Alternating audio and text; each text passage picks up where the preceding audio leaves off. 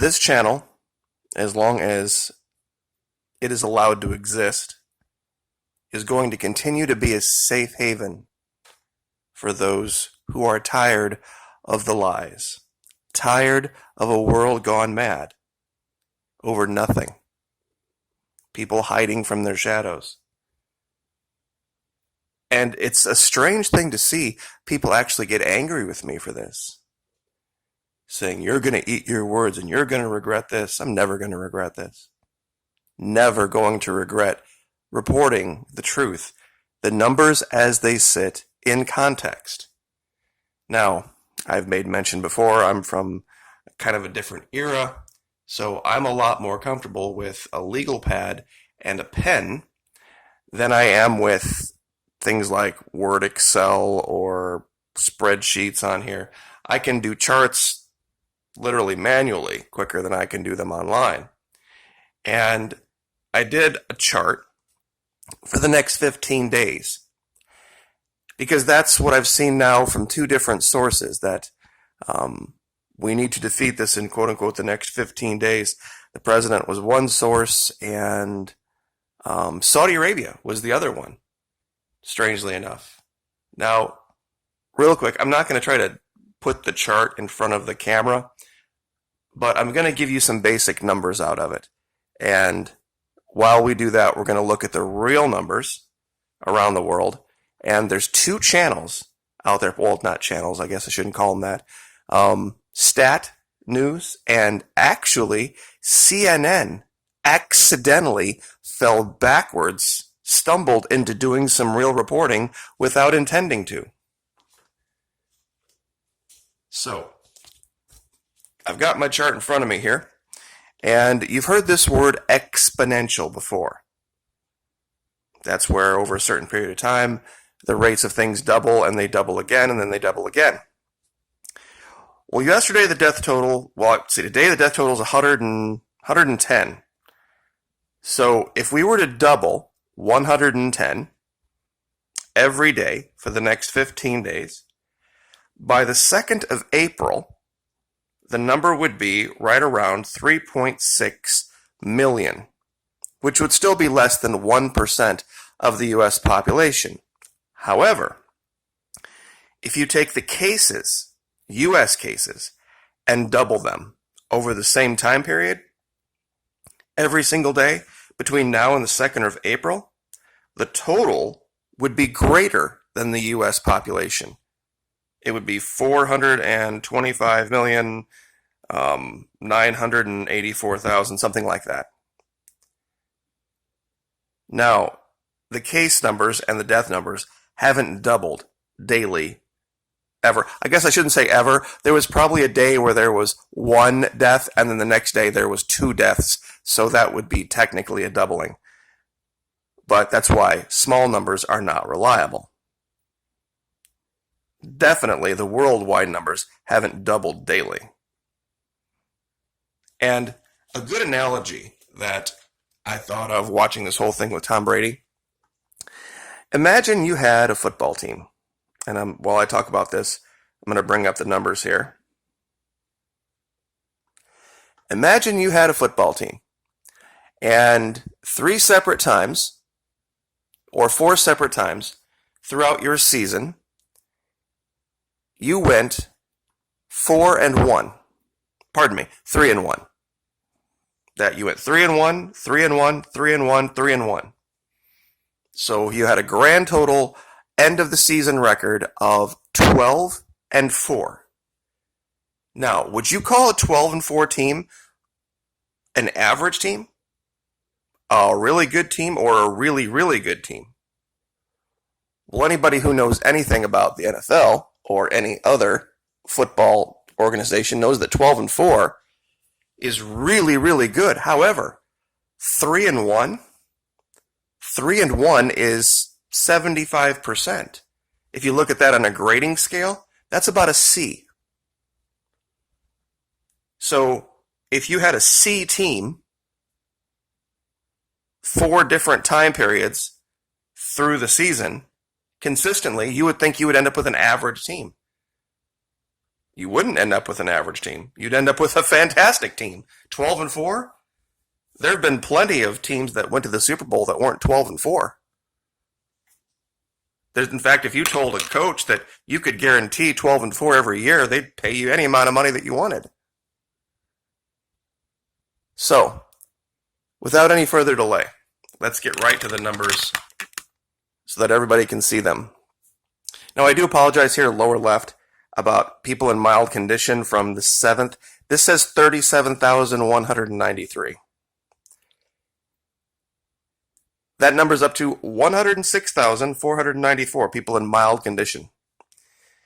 The rolling number of people in serious or critical condition from this has only moved from 6,234 to 6,434. Only 210 more people now, as a rolling total, have it in serious condition than had it 11 days ago. The grand total number of cases has taken 11, it's still not doubled, from 105 to 204 in 11 days. And what are they saying now of 15 days? 14 days that this, we have to beat it or that's it, it's over? It reminds me a little bit of the story out of Venezuela. But before I get into that, let me make sure I talk to you about the two stories that I had referenced. Story number 1. This is out of Stat.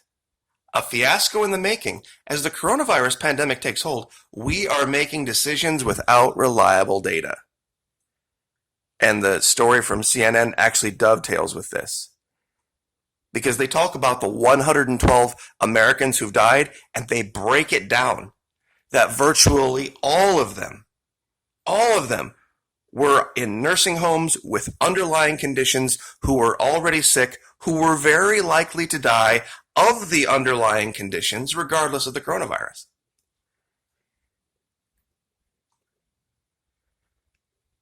All right, they talk here about all of the things that have been adopted and whether they're good or bad. But they don't, and everybody admits, don't know if we are failing to capture infections by a factor of 3 or a factor of 300. We don't have the ability to test large groups of people. And remember something too, and this is very important. When you hear the gloom and doomer channel say, oh, it's a death rate of 1%, a death rate of 2%, it is not a death rate of 1 or 2%. What they're doing is taking the people that have died versus the people that have been tested, not against the whole population. Or they're taking the cruise ship of everybody who was on the cruise ship, which in that particular case, and they say that here, it was mostly old people, people who were likely to get sick from this anyway. And the people who are being tested, and that's what's said right here, patients who have been tested for this are disproportionately those with severe symptoms and bad outcomes, as most health systems have limited testing capacity. So even the 1 and 2 and the 3% numbers are heavily skewed because they're not testing the population as a whole. They're not even trying to. The one situation where an entire closed population was tested was the Diamond Princess cruise ship and its quarantined passengers. The case fatality rate there was 1%, but this was a large elderly population in which the death rate from COVID-19 is much, much higher. The president's own expert came out yesterday, I was watching, and said that now it's 0.7 as they continue to test. So it was 3, and then it was 2, and then it was 1, and now it's 0.7. Projecting the Diamond Princess mortality rate onto the age structure, not the totals, the age structure of the U.S. population, the death rate would be 0.125. But that's real thin data, like they say here. It would be way, way, way, way lower. Now, here's what CNN has reported about the 112 that have died in this country. Most of them were 60 years or older. Many lived in nursing homes. Let me zoom this in so people can see it better.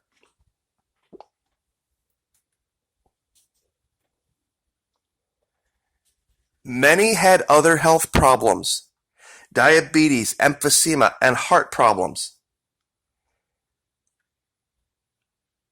Death toll by state, 14 in California, a country of 40 million people. Country, listen to me, state of 40 million people. Okay, hold on. Describe the sound made when a sheep explodes. You really can't stop ads sometimes from playing on these larger sites, but anyway, I can turn down the volume. 14 in California, a woman in her 60s, a resident of Sacramento County in their 90s, Sacramento County resident, older than 70, suffering from underlying health condition. A man in his 60s, underlying health condition. A woman in her 80s out of the 2 in Colorado. Florida, 6 people. A person in their 70s.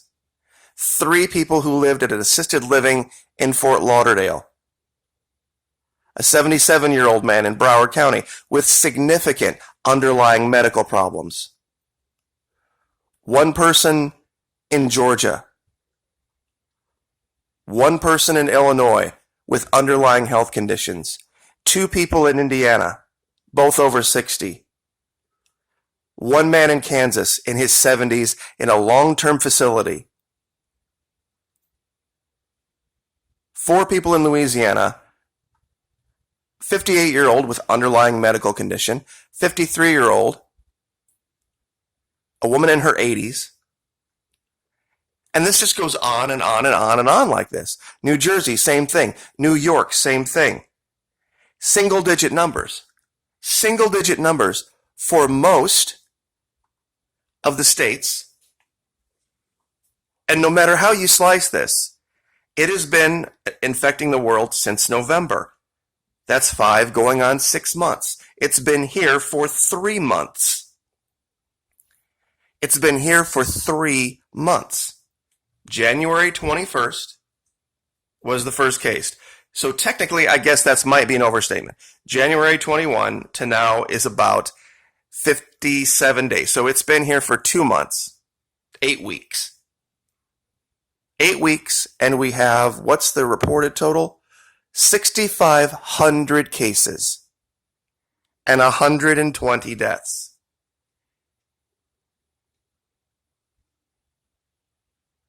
It's not even on pace to keep up with H1N1. Not even close. The scare tactics, though, my goodness.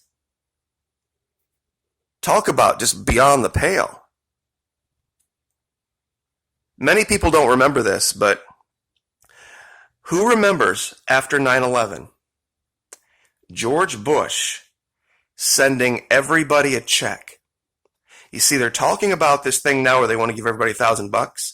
Many people don't remember this, but George Bush II W did this. He sent $300 to every single adult and $600 to every family. I remember getting the check. I thought it was the strangest thing in the world. And now that's being suggested again. I know a lot of you don't remember this. You might be too young to remember this, but I'm sure many of you are old enough to remember it. They bribed the American people into buying the fear, which is what you will be doing when you cash that check. I personally, if I get that check, if somebody sends me that money, I am going to donate every dime of it. I'm going to donate every single dime of it. I'm not buying the fear. Not going to happen. No way. Because that's what that really is. If you take that money and you use it to support your fear, it's going to come back to haunt you. Johnny Cash and Hank Williams Jr. did a song some years ago called That Old Wheel. Great song. It always rolls around. China, a country of 2 billion people, 81,000 cases, and the situation is getting a lot better every single day. Italy, 31,000 out of 60 million people. South Korea, 8,000 cases out of 51 million people.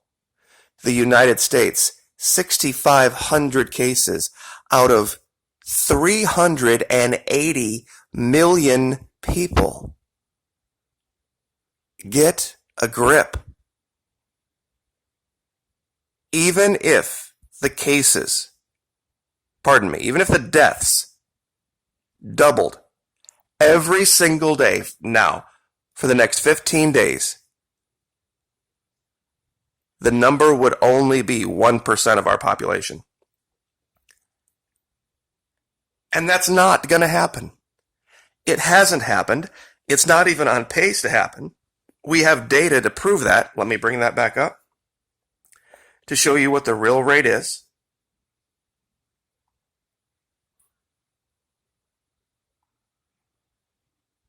Okay, we had 3,500 deaths 11 days ago.